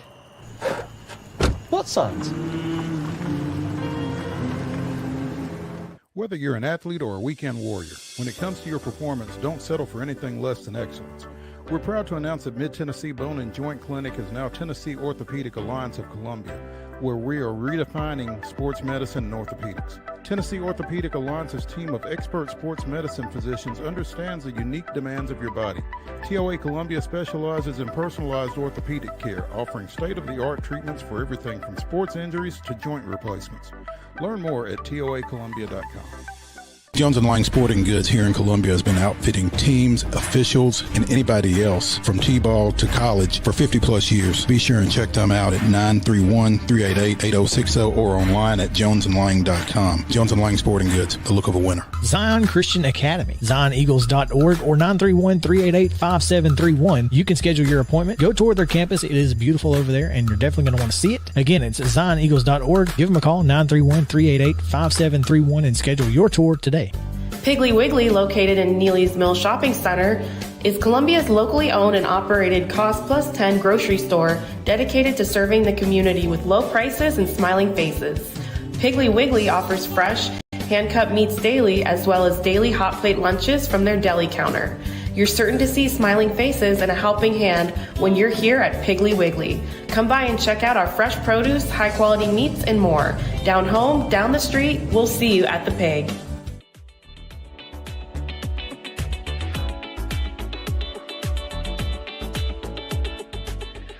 Top 5 Tuesday continues here on Main Street Sports today, presented by the Tennessee Orthopedic Alliance of Columbia. That's Wade Neely. I'm Maurice Patton.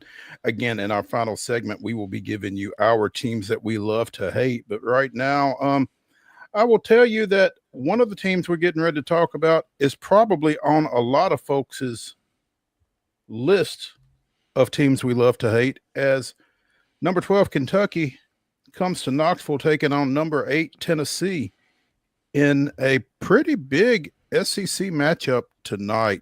Both these teams have 3 losses in conference play already. So, I mean, we've already decided that nobody's going to get through this league alive. But at the same time, a 4th loss in the conference before you get to the halfway mark may not be a great place to be. So, big game. Yeah, big game tonight, and fresh off a loss for both of these teams. Both teams will come out desperate. Both teams will come out hungry. Tennessee's going to get a leg up, obviously being at home, and also going to benefit because Lamont Butler is going to be out tonight He's already been declared out, but also Andrew Carr might be out for Kentucky. And you may be wondering, did Vegas take note of that? Yes, is the answer. Tennessee's favored by about 11 tonight.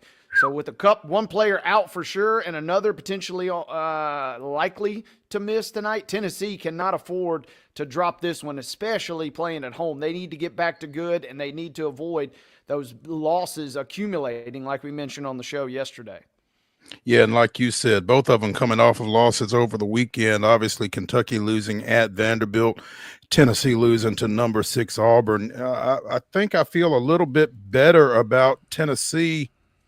And, for everything we've said about Vanderbilt to this point, I feel a little bit better about Tennessee's loss than I do about Kentucky's loss. And so from that standpoint, 11 feels like a lot, but you feel like Tennessee takes care of business tonight, I think. Yeah, especially with those guys being out. And Tennessee's got one guy on the injury report.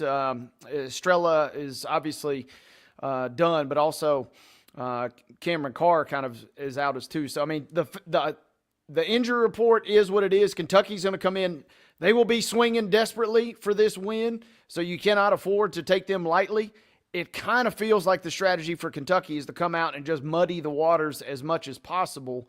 But I don't know if that's necessarily – this is like the one team you can't necessarily bank on that strategy in Tennessee. They kind of thrive being in the muck. And so with that being said, it feels like Tennessee is in pretty good position to win this game tonight, if not outright cover. Yeah. I think that the guy that you got to be concerned with from a Kentucky standpoint is the Brea kid. That kid, if he heats up from behind the arc, and we've seen it on a couple of occasions here, particularly in league play, he can carry Kentucky just about. So I'm sure he will be a big focal point defensively for Tennessee. Again, coming off a 53-51 loss down at Auburn that went right down to the last shot that didn't fall for Ziegler. So should be entertaining. Yeah, you mentioned Kobe Brea. All he's doing, Mo, is shooting about 47% from downtown, leading the team in three-point makes, and then second in terms of attempts. So they're going to look to him to hoist it. They got Jackson Robinson, who can do some damage from downtown too. Tennessee, as long as they play solid defense, it feels like they're going to be in pretty good shape tonight. And it never hurts if they can get Lanier going either. Would be nice. Yeah, absolutely. Again, Tennessee is number 8 in this week's Associated Press poll. Kentucky is 12. Let's see just how dominant the SEC is in this week's poll. Auburn's at 1. Alabama held serve at number 4 this week, with Duke and Iowa State between them. Florida's still at 5. Again, Tennessee's at 8, Kentucky 12, Texas A&M is 13, Mississippi State is 14, and Vanderbilt comes in at number 24, as we spoke with Kevin Ingram about yesterday. Oh, one spot ahead of Vanderbilt is Ole Miss, who dropped 7 spots to number 23. Who did they lose to this week? Oh, I also miss Missouri at 20. It's easy to miss when they've got so many. There's so many that are lingering out there. One other team that is going to drop, Mo, at least a spot it feels like, is Iowa State. The number 3 team in the land goes down in overtime last night as a friend of mine was asking me this today. How is Caleb Love still in school? It feels like this guy's been there for a decade. But at Arizona, after being a standout at North Carolina, he drains a 3-court buzzer beater last night to force overtime, and then hits a couple of threes in overtime as Arizona steals one. So a chance for an SEC team to maybe move up the pecking order in the top 25 as number 3 Iowa State went down in a Big 12 matchup last night. 10, Wade. To answer the question you didn't ask, there are 10 Southeastern Conference teams in this week's top 25. They've been rolling. Yeah, to say the least. On the women's side, we talked about South Carolina hanging on at number 2, with their only loss coming to number 1, UCLA. Who else we got up here? Texas is 5, LSU is 7th. They're down 2 spots after that Friday loss to South Carolina. Kentucky is at 12. Oklahoma's up 2 spots to 13. Tennessee is 18th.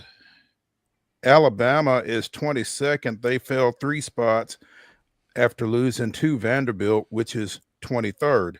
So the SEC women got something to say too. 1, 2, 3, 4, 5, 6, 7, 8 of the top 25 teams coming from the SEC.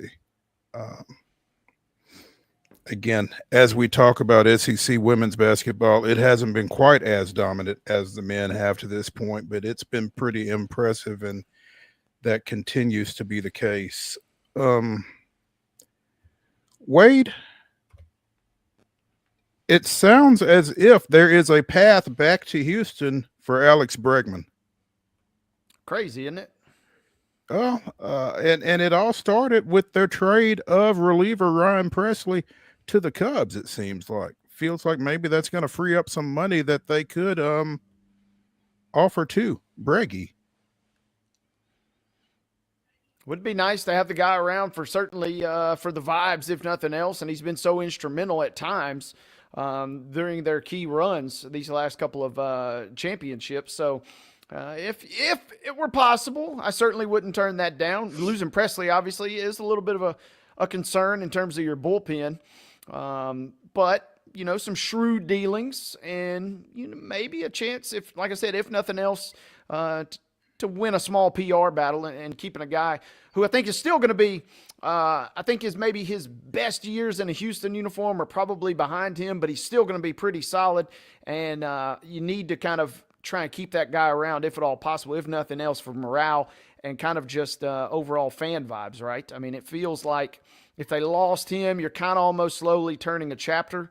I think I even read an article just before we went on air that there's some questions about Altuve, and there's, maybe potentially moving him to the outfield at some point. I mean, times are a little bit of a changing. It'd be nice to kind of just still be able to cling to and hang on to those good moments if you get Bregman back in a Astros uniform. Well, it sounds like if you get Bregman back in an Astros uniform, then Altuve will be moving to left field, because you got Isaac Paredes as part of that trade that sent Kyle Tucker to the Cubs, and he is a third baseman. So you've virtually filled Bregman's spot, and so but Paredes can also play second. So that might be the move if Bregman comes back. Bregman's at third, Paredes is at second, and Altuve is willing to move to left field, it seems like, to bring that about. And Dana Brown has said in this article on CBSSports.com, I would say the door is cracked. The fact that he's still available, it just makes it interesting. Like, man, this guy is such a good player. He's done so many wonderful things here. We'll stick with the cracked door and see where our conversations lead. Now, apparently, Bregman is also on the Tigers, Red Sox, and Blue Jays radar. So, and Houston offered Bregman a $156 million extension, and he turned that down. So that's the number that somebody's going to have to be north of, apparently, to nail down the former LSU standout. But yeah, they're in a weird spot. They're kind of a player or two, maybe even three, from really, really being in contention, whatever that looks like in MLB now in the Dodgers Invitational.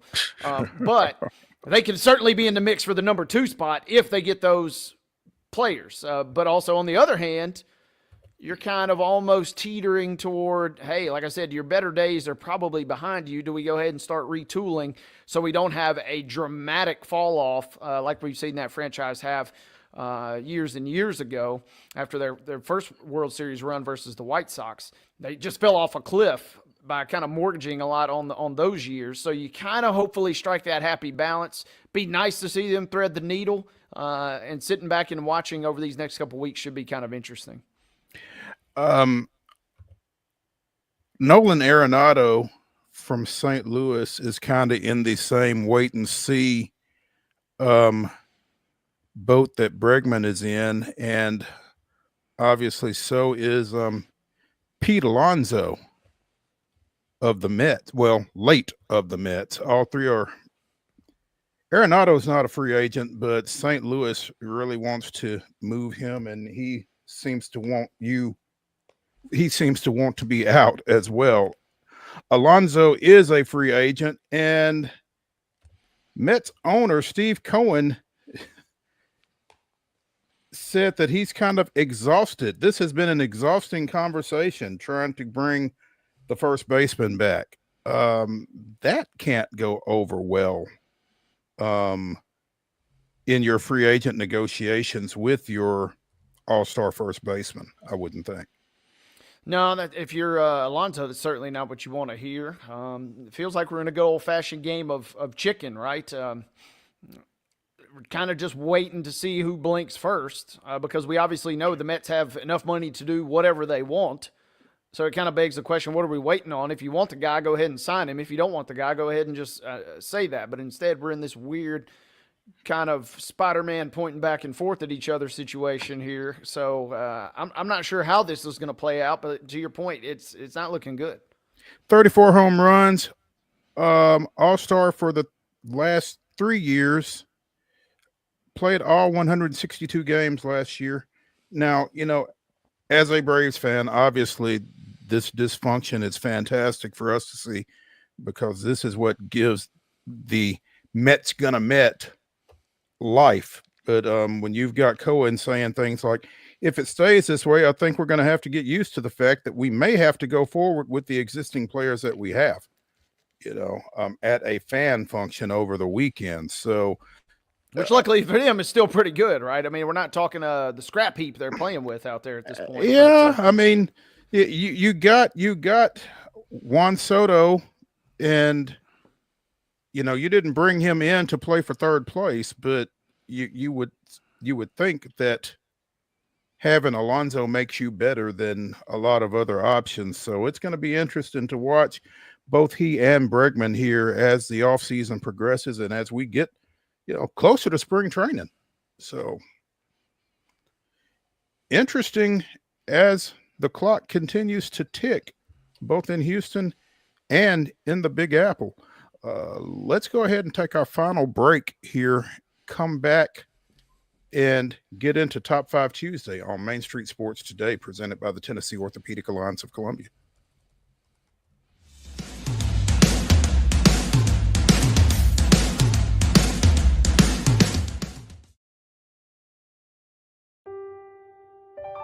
This holiday season, the largest lantern festival in the country returns to Nashville Zoo. Experience more than 1,000 all-new, handcrafted lanterns, towering creatures, magical worlds, and a North Pole village. At the center of it all, the Smashville Ice Rink. Welcome back to Zoolumination at Nashville Zoo. Bigger, brighter, and better than ever.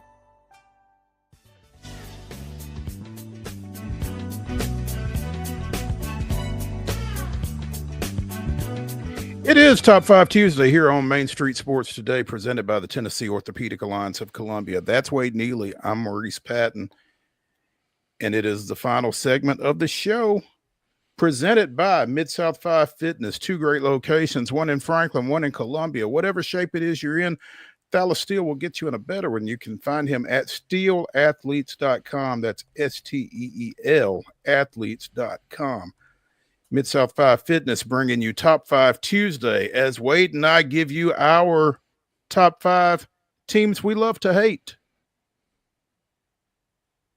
Looking forward to this.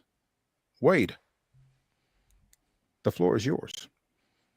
First pick, Duke men's basketball. I mean, I should have prefaced by saying this is a completely even-handed and unbiased list. But since I didn't say that, Duke basketball, number 1. I want to preface, only Duke men's basketball. I actually like Duke football. I like Duke women's basketball. But the fact that there are so many Duke men's basketball only fans, that tells you all you need to know. You never hear Mo, about anybody that is, a big Duke soccer fan. They're always just men's basketball. And my Michigan hatred ties run deep all the way back to the Fab Five, and they've never really relented over the years. So Duke men's basketball has got to be my number one on this list. The way you feel about Duke men's basketball is the way I have felt about this team. And I mentioned it a couple of weeks ago. Their coach is really making it hard for me to maintain this. But for now, we're going to continue with Notre Dame football.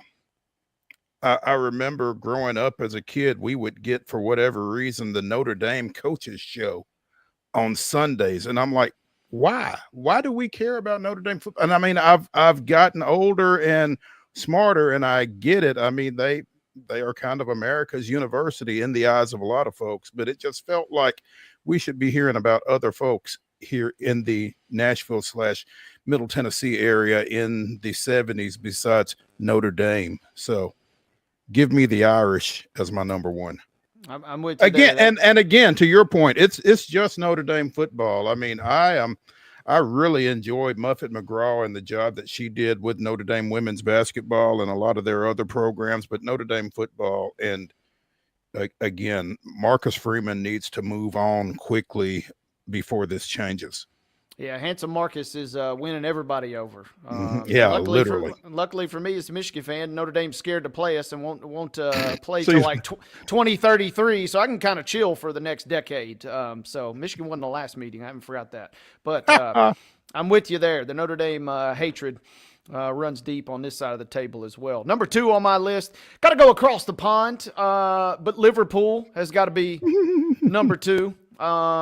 For a variety of reasons. Yeah, I'm an Everton fan, but I mean, no one seemingly and no fan base is seemingly more fixated on their past than Liverpool. Kind of in the same vein of Notre Dame a little bit. I mean, these guys haven't won anything. I know they've had a good run here and they're going to win the league this year, but prior to the last 5 or 6 years, they hadn't won anything, and you would think they'd won every single title, and just a little pompous, a little arrogant. Everton is the people's club. It's the working man's club, and Liverpool just gets under my skin a little too much. They got to be on my list at number two. I love it. My number two, I hate these guys, but I definitely respect them. The Philadelphia Phillies. They have really become a thorn in the side of the Atlanta Braves here over the last little bit. I think that and I think my hate probably stems more from their fan base than from the team, actually. But I think the team respects the Braves. I don't know that their fan base does, and I don't really understand why. I guess because of their lack of logic. So, but give me the Phillies at number two. I'm with you there, and you got to expand that though. That could go to almost any Philadelphia team. We love you, Dawn Staley, but the city as a whole, it makes it really tough to root for a lot of their franchises. So that's fair. I'll give you that.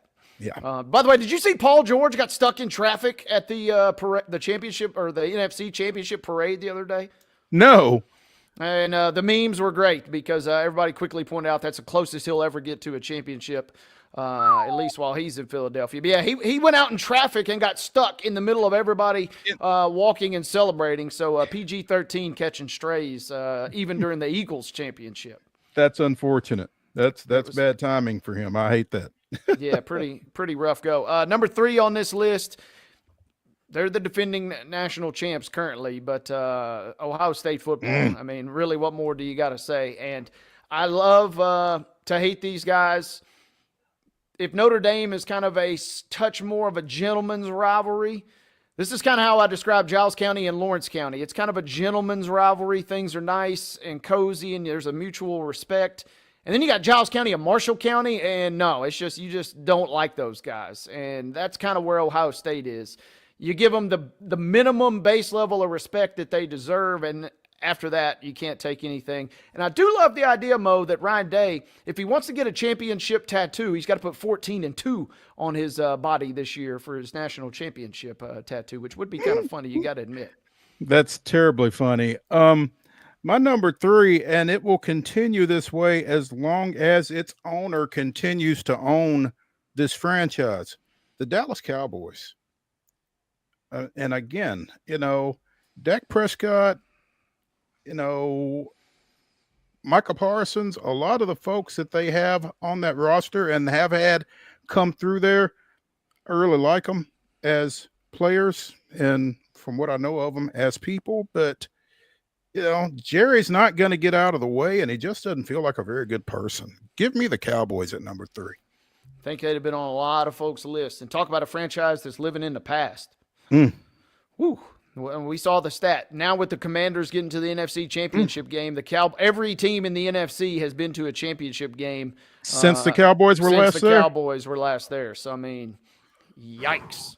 That includes the Commanders. That includes the Lions and the Panthers. Think about that. The Bucks. Goodness gracious, that's bad. For America's team in particular. Yeah, I mean, America's team, maybe that's what you deserve. If talk about being, like I said, stuck in the past. Still an unserious franchise. I'm with you on that. Number 4 on my list, I know, with all due respect to the late, great Kobe, as we just mentioned yesterday, the Los Angeles Lakers are right up there at the top of my list. And this goes back to the deep-rooted hatred of the Lakers as a young pup. When I was a huge Sacramento Kings fan, they had Chris Webber, they had Vlade Divac, they had Jason Williams. That was my team in my early years. And guess who was always standing in their way?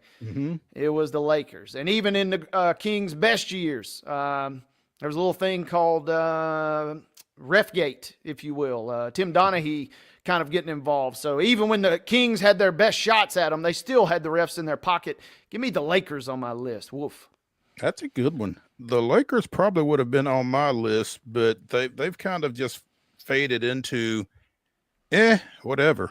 But yeah, I see that. You're not counting the bubble championship. I respect that. I'm with you there. Number 4, speaking of the National League East, the New York Mets. And again, this is probably less the team and more the fan base because they're kind of the Dallas Cowboys of baseball. They've done less with more. And again, the phrase Mets gonna Met is there for a reason. I mean, you only have to be worried about them minimally, regardless of how much talent they've got, because eventually they're going to implode in some way, shape, or form. And it's worth watching just to see how they're going to screw things up next. So looking forward to 2025 along those lines. They're already on their way to that by letting Pete Alonso walk. So, give me the Mets at number 4. I'm with you there. It's fun to watch them implode as a neutral observer. There ain't no doubt about that. Last on my list, the Golden State Warriors. A little bit because of the fan base, because these guys, especially during these heated series with the Grizzlies over the years, they act like they play the game the right way. They act like they do the right things. I love Steph Curry, and if Draymond ended up in a Grizzlies uniform, I would love him. but the way I would love anybody that plays for the Grizzlies. Chris Paul, I'd have to come to grips with that one. That goes way back. But all that being said, they flaunt this free-flowing basketball, and then when they play the Grizz, they're dirty as all get out, and then try and pretend that they're not. And the Grizz have gotten them a few times, but they certainly have had their share more than the Grizz. So I got to go with the Warriors on my list, just because, like I said, they flaunt it as if they're this prima donna franchise, but they're just as down and dirty and ugly as the Grizzlies want to be. They're just a little more highfalutin about it. And they don't embrace it to the degree that the Grizzlies do with the grit and grind. So, yeah. Right. I mean, the only person on that team that does is Draymond when he's punching somebody where the sun don't shine. Yeah. My number 5, and it's only been this way for the last little bit, but right now it's the New York Jets, but basically it's any team that Aaron Rodgers is on. Could be the Titans next year. Oh, it would be. That would be awful. I would hate to see that. But yeah, that's going to do it for Top 5 Tuesday, brought to you by MidSouth 5 Fitness. 2 great locations, one in Franklin, one in Columbia. SteelAthletes.com. We'll see y'all at 2:00 tomorrow.